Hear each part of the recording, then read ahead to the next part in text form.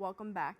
Seborrheic dermatitis is a prevalent skin condition primarily affecting the scalp, characterized by presence of scaly patches, inflamed skin, and persistent dandruff.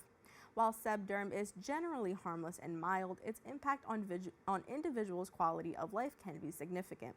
Joining us now is the Associate Professor at the Rosalind Franklin University Chicago Medical School and founder and director of the Center for Medical Dermatology and Immunology Research, Raj Chovatiya. Thank you so much for joining us today. Thanks so much for having me. Absolutely. So to start off, can we just talk about what sebderm is and how could individuals identify it? Sure. So seborrheic dermatitis, or sebderm as we often call it, is a chronic inflammatory skin condition, much as you very nicely mentioned.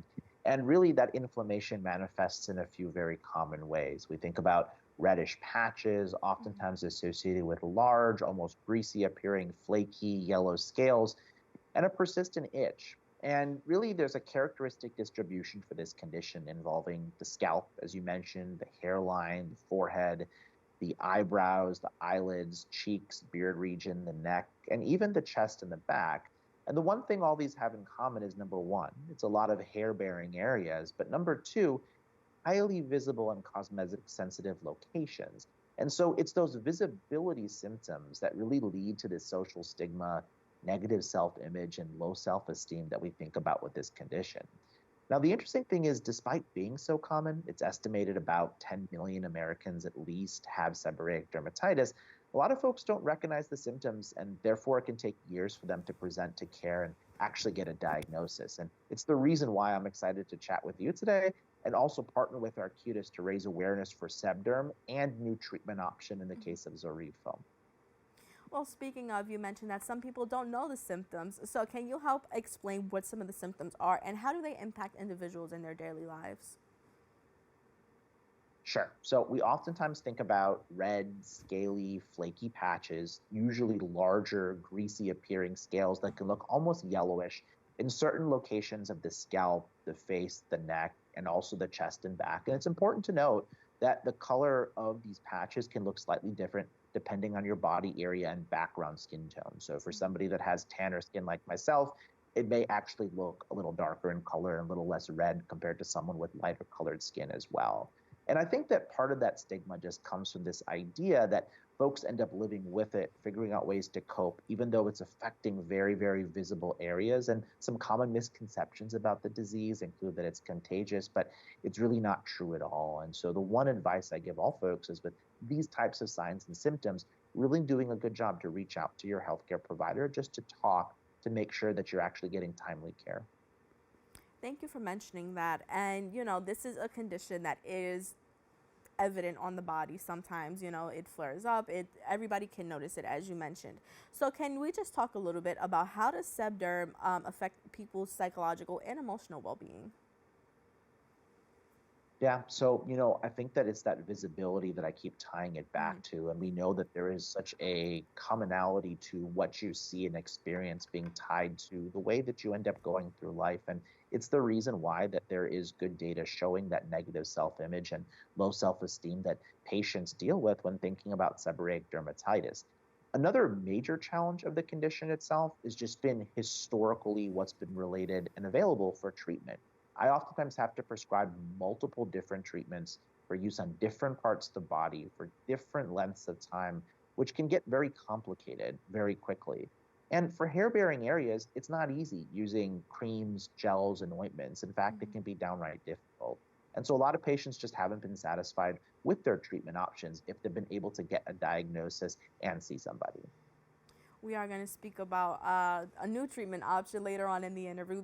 But for the moment, can you tell us what are some common challenges that individuals face in managing the impact of sebderm on their quality of life?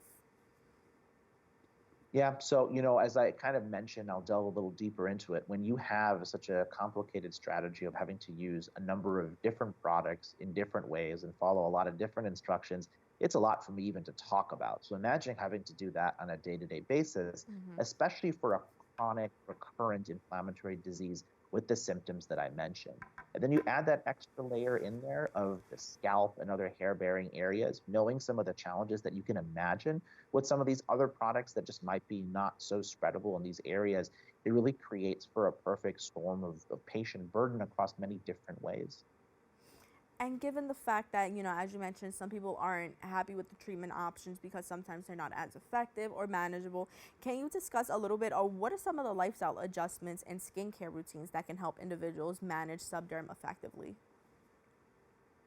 Yeah, so I mean, I think that, of course, making sure that, with the signs and symptoms that we talked about, hooking up with a healthcare provider that can at least help you with a diagnosis is one important part. And, it does sort of lead to my next point about why I'm really excited, because for the first time in 20 years, we actually have a first in class FDA approved topical foam treatment specifically for seborrheic dermatitis. And this is Zoryve or roflumilast topical foam, a new treatment available for individuals 9 and up that are dealing with seborrheic dermatitis. Yeah, absolutely. I was very excited to kind of get into that. So let's talk about Zoryve, the foam, and how does it differ from existing treatments that are already on the market for sebderm? I'm glad you asked, and I think there's a couple important points to make about that. It's a once daily steroid free foam that actually targets an important source of inflammation that we think about associated with seborrheic dermatitis. Now, the other points to mention is that it can be used anywhere on the body across all skin and hair types. And it's actually a water based formula. And so it's fragrance free, no common irritants. And as I mentioned, a foam, which really sort of gives flexibility across a lot of those different regions of involvement. Hmm. And so tell me a little bit about how do you think the FDA approval of Zoryve foam will change the landscape of sebderm treatment?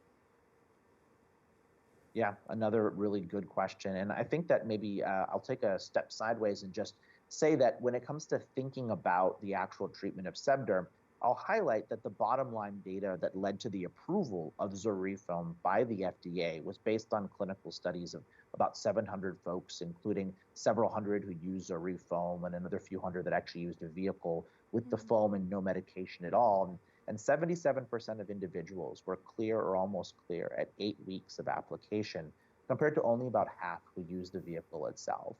And so I think that underscores one important point about a once daily option that after that period of time showed that kind of data for folks. I also do want to mention that from those clinical studies, the most common side effects that were seen included the common cold, nausea, and headache. Hmm. I think it's important to kind of mention that it is like this once a day treatment. You kind of do it whether in the morning or at night and you kind of get it over with for the day. And I think that's so important because a lot of times when you have to make multiple lifestyle changes, it is hard to kind of come to terms and it is hard to follow through with it. So I want to thank you for mentioning that. And I do think that that is going to be a huge step in sebderm treatment. I couldn't agree more. And I think that, I do want to highlight that this discussion obviously had a lot of really good information, but really the one piece of advice I always give my patients is just make sure if you sort of experience any of these signs and symptoms to talk with your healthcare provider, both in the case of Zoryve form and even that diagnosis as well. And Zoryve.com, Zoryve, is one good compendium of information that can cover some of what we talked about today, including prescribing information, important safety information, and even information about seborrheic dermatitis itself. Raj, I think that's a great place to leave it. Thank you so much for speaking with us today. Thank you so much for having me. Again, for more information, you can visit their website at Zoryve.com. Don't go anywhere. We'll be back with more open right after this.